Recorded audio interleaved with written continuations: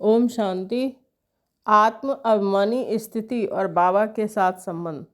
सदा उठते ही पहले बाप से मीठी मीठी बातें करना। आँख खुलते ही पहला परिवर्तन यह करो कि मैं शरीर नहीं आत्मा हूँ।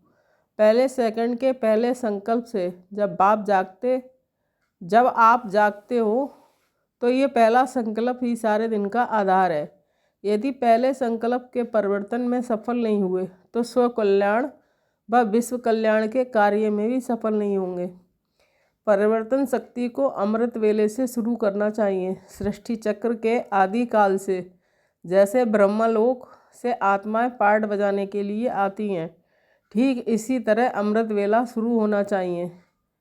इस समय आँख खुलते ही पहला संकल्प यही होना चाहिए कि मैं आत्मा बाप से मिलन मनाने आई।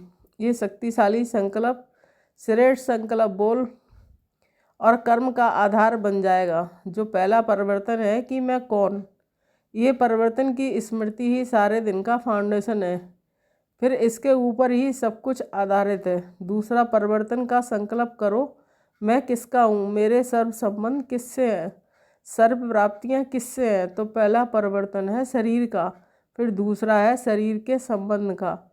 इस परिवर्तन के आधार पर ही बाप से संबंध जुटता है और सर्व प्राप्तियों का आधार बनता है। इसी परिवर्तन को सहज याद और सहज योग कहा जाता है।